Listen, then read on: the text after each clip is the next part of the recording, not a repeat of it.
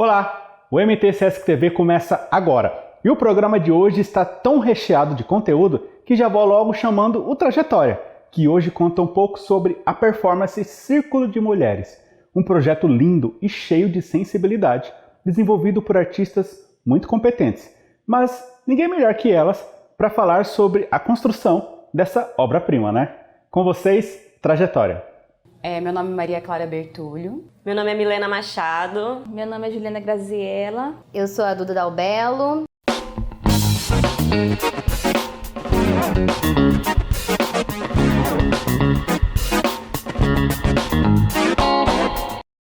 Eu sou artista multidisciplinar, trabalho entre as linguagens do teatro, do audiovisual e da literatura.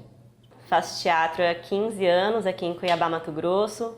Faço parte do coletivo Espectrolab, trabalho também com outros grupos parceiros aqui, tanto na área do audiovisual, na área do teatro, na área da performance. A gente ultimamente tem sido muito multiartista, né? Onde a gente se interessa, onde a gente acha que a gente cabe, né? Onde está a nossa entrega, a gente vai e se joga, e é muito disso que eu faço.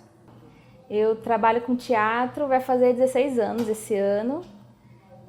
Eu sou atriz, diretora, bonequeira, performer, contadora de histórias, participo do grupo de Banaré, do grupo Penumbra, de teatro de sombra, e também tenho meus trabalhos individuais, né, da literaciência, artista cientista, e é isso. E também, né, com as caixas de teatro lambe-lambe, com Caixas no Caminho, e as bonecas do Circo de Mulheres. Eu trabalho com teatro, vai fazer 4 anos aqui no Mato Grosso. Comecei no coletivo Cena Livre de Teatro.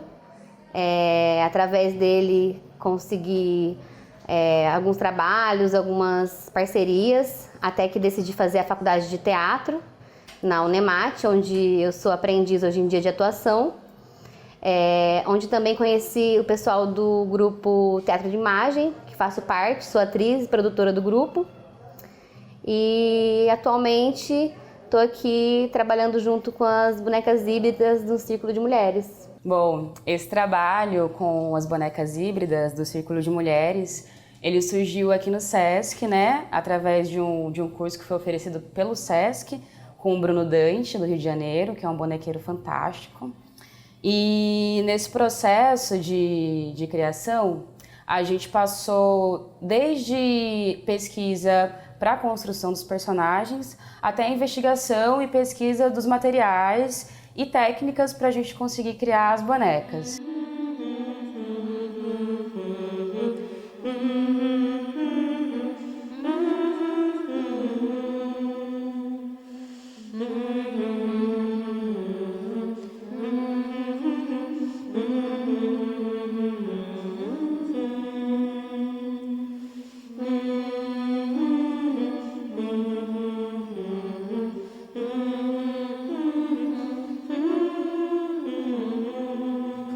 O teatro de boneco, né, e o teatro de boneco híbrido é realmente muito recente, assim, né, no mundo, de uma forma geral, e aqui em Cuiabá não seria diferente.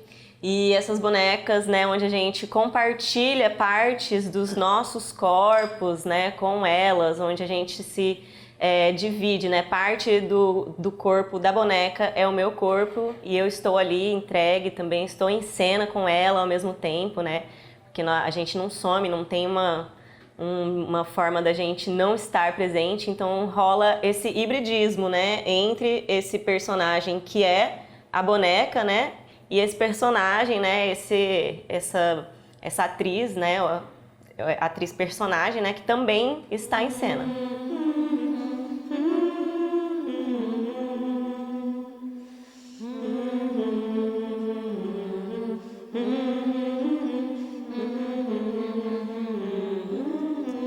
Então, o processo de criação da Índia Raw, acho que vinha comigo já há algum tempo. Há algum tempo eu sentia que eu queria produzir algo no sentido de, na verdade, de estar mais em contato, né, com as etnias indígenas. E meu pai, ele também tinha um trabalho onde ele ia nas aldeias, então acho que ele me contava muitas histórias e aquilo ficou guardado comigo. Tanto que ele também me deu um colar também, né, original, de uma tribo.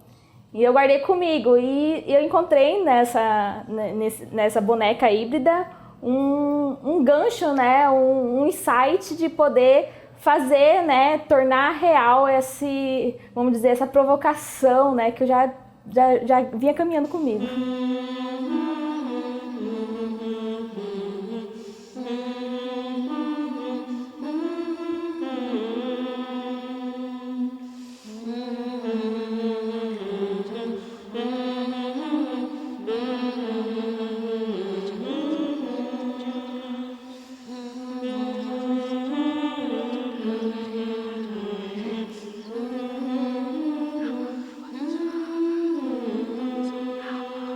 O meu primeiro contato com as bonecas também foi aqui no Sesc. Eu não conhecia as meninas, né? Não conhecia nem a Milena, nem a Ju, nem a Maria Clara e nem a Tereza Helena, que é a tutora da Dona Pachamama. Elas sempre me emocionavam muito. Elas sempre me deixavam assim extremamente emocionadas, extremamente assim afetuosas em relação à identidade delas, a forma como elas chegavam. E eu fiquei encantada desde o começo. Eu sempre achava aquilo incrível e fascinante e para mim remetia muito à minha ancestralidade, às coisas que eu acreditava. E tinha uma mistura de muitas coisas que faziam parte da minha trajetória religiosa mesmo, né? Para mim, elas fazem parte de todo um sistema de crenças que eu acredito, né? Que vem desde a Umbanda até a consagração do chá do Santo Daime, que para mim são mulheres que trazem essa cura da terra, essa cura através da natureza e através dessa natureza humana mesmo, né, afetiva, que, como as meninas disseram, né, nas outras entrevistas, é muito impactante a forma como a apresentação das bonecas afeta na vida das outras pessoas. Todas as vezes que eu vim aqui e fui abençoada por essas bonecas, eu saí mais leve, saí mais alegre, saí mais em paz. Então, eu acho que isso é muito real, é uma cura através de uma vivência humana mesmo, de um afeto humano.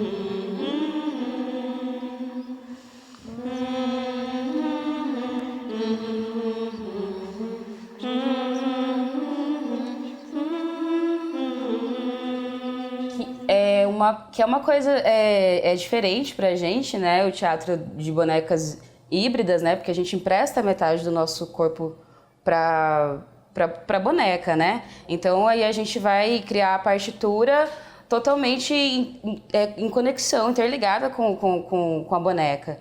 E aí eu fui na busca desse conhecimento, desses saberes ancestrais, fui ter encontros com benzedeiras para ver como é que era, como que faz, né? Quais são os materiais que elas usam.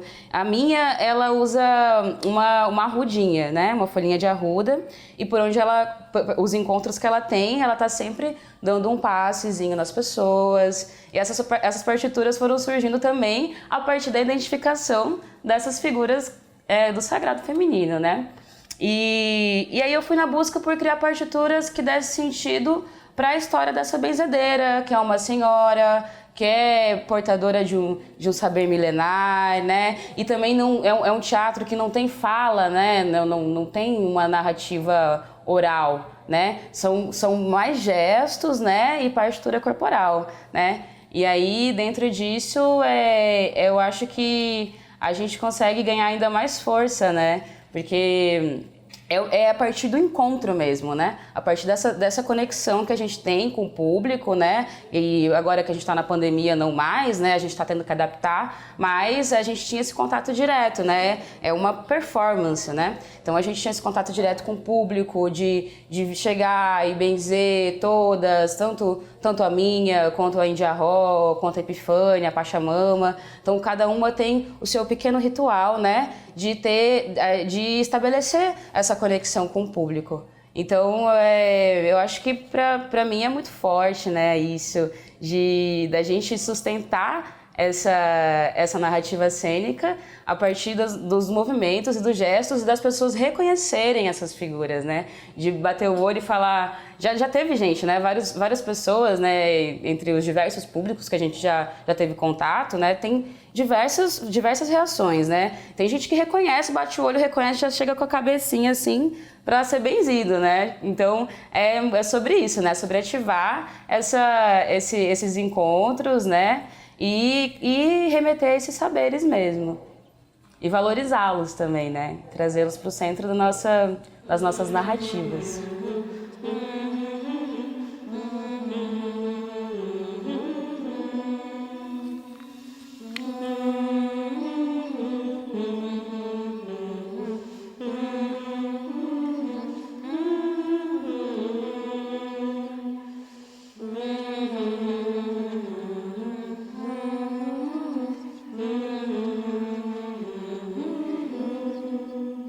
Eu não tinha me dado conta que é a primeira vez que a gente vai fazer em palco, assim, tipo, sabe? Vamos fazer em palco agora, porque até nessa nossa produção de filmagem, né, a gente tinha essa proposta de fazer essa filmagem mais na rua, né, como a gente geralmente faz. Então, a gente geralmente leva essas bonecas pra rua, né, sempre em espaços públicos, então cada lugar, né, ali com essas pessoas que circulam geralmente esse lugar, cada vez vai acontecer de uma forma diferente, né, mas é uma chegada dessas mulheres, né, uma chegada desses seres, é um agradecimento àquele local ao qual nós estamos, né, aonde a gente vai apresentar. E aí a gente caminha, permeia por esse lugar, né, por esse espaço, e a gente vai ali fazendo cânticos, né, cantando umas com as outras, fazendo danças de rodas, e eventualmente a gente passa a cumprimentar as pessoas que estão ali naquele lugar, né, e nisso a gente acaba fazendo muitas bênçãos, né, as pessoas pedem, assim, para abençoar, ou, né, abençoa aqui uma parte minha que tá doente, né, eu tô com uma perna que tá quebrada, por favor, ponha a sua energia aqui, né, então a gente tem muita dessa troca energética com a plateia.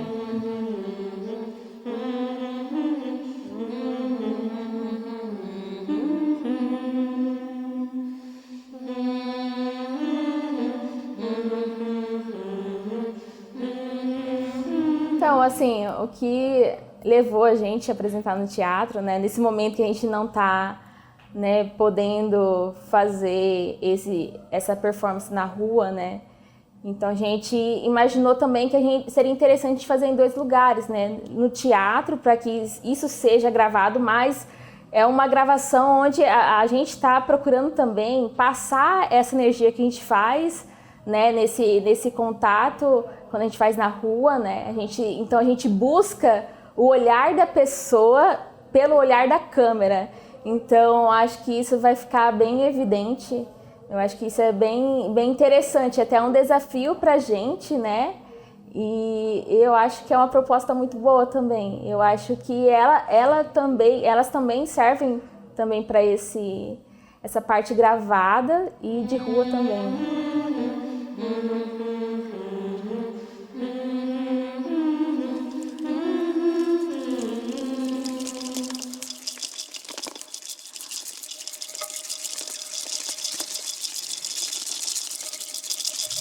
O teatro é um ritual, né?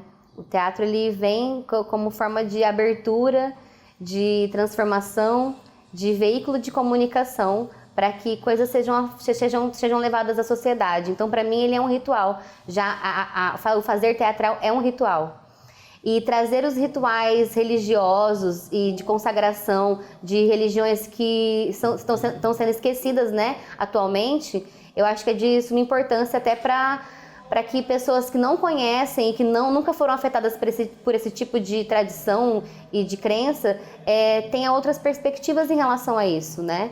Para mim é muito importante o teatro trazer isso a todo momento, porque o teatro é memória, o teatro é resgate e o teatro esse afetar mesmo e trazer de volta. Move, fogo transforma, água forma, terra cura. E a roda roda vai girando, vai girando, e a roda vai girando, vai. E a roda vai girando, vai girando, e a roda vai girando, vai. E a roda vai girando, vai girando, e a roda vai girando, vai. Sensível e acolhedor. Essa bela performance está disponível nas redes sociais do Sesc Mato Grosso. É só dar um pulinho lá e compartilhar com todo mundo. Nós vamos para um intervalo comercial, mas já já estamos de volta. Não saia daí!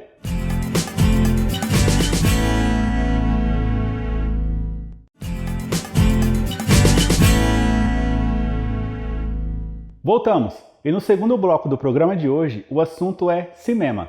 O Trajetória contou com a participação de ninguém mais, ninguém menos que Luiz Borges, um realizador e pesquisador muito importante para o cinema mato-grossense. Confira! É uma invenção, né, imaginária que acabou colando da minha juventude para frente, pela atividade no cinema, esse Luiz Borges ligado ao cinema, né, em Mato Grosso, né.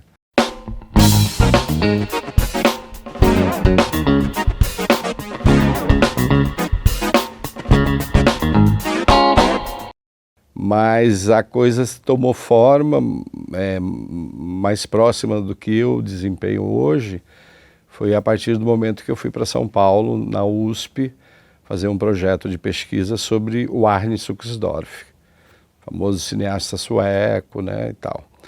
Só que eu queria trabalhar o Arne não só na Suécia ou no Rio de Janeiro, quando ele veio dar o curso e criou a segunda geração do cinema novo, mas eu queria o Arne aqui no Mato Grosso, né? E na época a minha orientadora, Maria Rita Eliezer Galvão, falou, olha, acho lindo você querer colocar o Arne no Mato Grosso, onde ele já vive há 20 anos, mas infelizmente a gente não conhece nada do cinema em Mato Grosso. Aí eu tive que redefinir minha pesquisa, voltar para Cuiabá e ficar 6 meses no NEDIR, onde eu já trabalhava, que é o Núcleo de Documentação e História Regional, levantando a imprensa, através dos microfilmes da imprensa. A gente leu tudo de 1896, que é quando o cinema foi inventado, até 1969, a chegada do Arne. E como o Mato Grosso não havia arquivos de filme para eu poder entrar em contato com a película, né, do cinema, eu utilizei fonte secundária, que foi a imprensa. E foi muito importante, porque através da imprensa eu consegui escrever uma narrativa de história sobre o cinema em Mato Grosso, né? Uma vez que na imprensa estava lá a notícia das sessões realizadas, locais, que salas existiram, as notícias sobre produções brasileiras, sobre produções estrangeiras que era realizado no Mato Grosso, né? Em Mato Grosso não havia arquivo de filmes, não havia uma pesquisa que pudesse auxiliar isso. Então esse trabalho acabou virando um trabalho de referência muito grande, uma vez que a gente tem ali, resultou numa publicação que é o Memória e Mito do Cinema em Mato Grosso. Você tem no primeiro volume a história do cinema em Mato Grosso, uma história do cinema em Mato Grosso, né? A minha pesquisa levantou cerca de 250 títulos, né? Tinha os filmes do Rondon, que muita gente não conhecia porque estava no museu em Nova York. Então, eu falei, tem que pensar alguma forma de mostrar para as pessoas que é possível fazer cinema no Mato Grosso. E na época houve uma mudança na reitoria da UFMT, a professora Marina Miller, que assumiu a coordenação de cultura, me encontrou quando eu voltei do mestrado, falou, não, você não quer trabalhar comigo lá na coordenação de cultura, assumir a supervisão do Cineclube Cochiponés? Aceitei a proposta. E aí organizamos uma retrospectiva do cinema mato-grossense. E a gente colocou 1000 pessoas no auditório da Escola Técnica Federal. Foi uma sessão incrível, onde a gente exibiu Alma do Brasil, que é um clássico produzido no Mato Grosso. É o primeiro filme brasileiro feito sonoro, naquele processo Vitafone, onde você grava o som do filme no disco de vinil, e na hora de exibir as imagens na tela, você põe lá, você imagina o sincronismo que devia ser, né? Um problema. Mas é um primeiro filme brasileiro sonoro e de reconstituição histórica. Aí trouxemos o filme Caramujo Flor, do Joel Pizzini, que é uma produção recente, e depois dessa sessão teve um debate com o professor Carlos de Bertolini, a Lília Galetti, para falar sobre essa relação, principalmente esse aspecto histórico do Alma do Brasil, que conta o episódio da retirada da Laguna, né, da Guerra do Paraguai. É um filme com cenas impressionantes, de mais de 300 figurantes. Só esse filme tem uma história, porque ele foi realizado no antigo Mato Grosso, que era Mato Grosso só, né? Foi em Campo Grande realizado esse filme. E aí a gente percebeu quanto que o cinema ele acompanhava o desenvolvimento do Estado, né?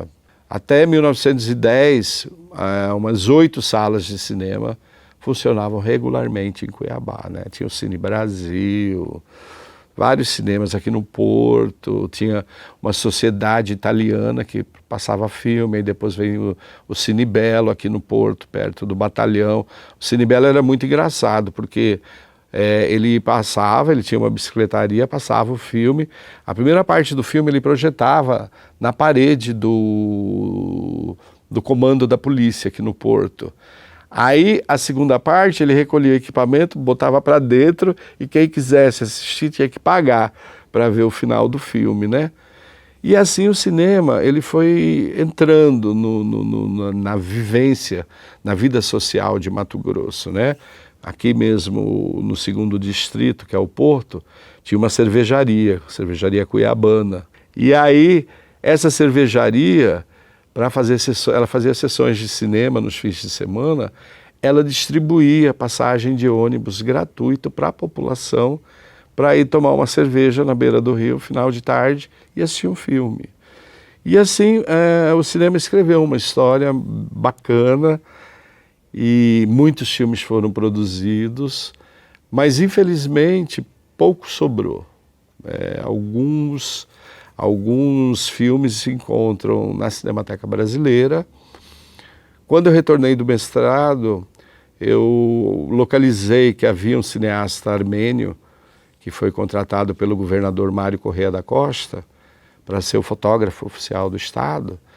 E esse cineasta, eu vi notícias que ele tinha um cineminha na Rua do Meio, chamado Cine Popular, e que ele passava filmes, fez filmes sobre a chegada de do Mato Grosso, de Corumbá, Corumbá, no aeroporto. E aí eu observei que esse cinegrafista, ele, como era contratado como fotógrafo oficial, ele levava a câmera 16mm dele. Então ele fazia o trabalho dele de governo, aí depois ele pegava e fazia os registros, né? E aí eu localizei. Quando eu cheguei do mestrado, ele tinha já falecido. Quando o acervo veio, a gente pegou e separou as fotos. Os filmes eu mandei para São Paulo, para a Cinemateca, fiz um convênio com a Cinemateca, trouxe os técnicos da Cinemateca para dar um curso de preparação de acervo, de como fazer a preservação de acervo fotocinematográfico. E foi um curso muito bacana que deu a base para alguns institutos de cultura que têm arquivos, como por exemplo hoje a Sala da Memória, lá da Assembleia Legislativa, que é um exemplar, um arquivo exemplar aqui em Mato Grosso. Mas a Isis Catarino, que fez tudo aquilo lá, ela fez um curso com a gente, né? Nos anos 80 não havia sala em Cuiabá, em funcionamento permanente. O Cine Teatro estava funcionando, mas ela ficou 9 anos fechado. Aí o que a gente resolveu fazer? O Cineclube Cochiponés, que era um local que passava filme, e quando o Collor de Mello acabou com a Embrafilme, acabou também os filmes 16mm. As embaixadas que cediam filmes para a gente fazer as sessões, Embaixada Francesa, o Instituto Goethe, começaram a retirar os filmes. Então o Cineclube Cochiponés, quando eu assumi, o Clóvis estava só passando filme alemão há 2 anos no Cineclube, em Cuiabá, só vendo filme na língua alemã, né? Então o que eu resolvi fazer? Eu falei, vamos fazer um festival de cinema, num momento bastante difícil, vamos trazer o que tem do cinema brasileiro, o que sobrou, porque na retomada o Carlota Joaquina foi o primeiro, né, que a Carla Camurati saiu de sala em sala, exibindo o filme. E aí a gente começou a fazer o festival nesse tripé de memória, de difusão e também na formação. Começamos a trazer oficinas de roteiro, oficinas de animação e com grandes nomes do cinema brasileiro, né? Então o festival vinha, trazia esse ambiente rico e estimulante que as pessoas da cidade começaram a pensar, por que eu não posso estar lá, subindo do palco para apresentar meu filme? E começamos a criar politicamente mecanismos para o desenvolvimento do audiovisual. E aí veio a lei Hermes de Abreu, deu um fôlego na cultura mato-grossense, vários filmes produzidos, Glória Albuez, Bruno Bini, e veio essa retomada e eu também tive a felicidade de poder participar da produção desses filmes, né? O primeiro filme da carreira do Bruno Bini eu que produzi, através de uma produtora que eu tinha, chamado Primeiro Plano Cinema e Vídeo. Fui assistente de direção da Glória. No filme do Bruno, eu, além de produzir, eu fui produtor executivo e assistente de direção, porque ele vinha de uma formação universitária, publicidade, experiência de vídeo, mas não tinha do set de filmagem, né? Então, o festival começou a atrair filmes para o Mato Grosso, né? Veio o Mário, do Hermano Pena, longa-metragem, o Latitude Zero, do Tony Venturi, e todos que procuravam, querendo fazer filme no Mato Grosso, querendo um aporte do Estado através da lei, a gente colocava como cláusula, ok, a gente avaliza, mas queremos que cada um de sua equipe dê uma oficina para os estudantes da comunicação da FMT, que na época nem havia comunicação na Unic, na Unirondon, para eles terem uma experiência que jamais teriam dentro do curso, né? Então, acho que com isso o festival se consolidou nesse tripé de memória, difusão e formação. Eu não disse que o programa de hoje estava recheado de conteúdo? E se você ainda ficou com um gostinho de quero mais, acompanhe a gente nas nossas redes sociais. O Sesc Mato Grosso produz conteúdo de qualidade, pensando em você. O programa de hoje fica por aqui, mas semana que vem tem mais. Tchau!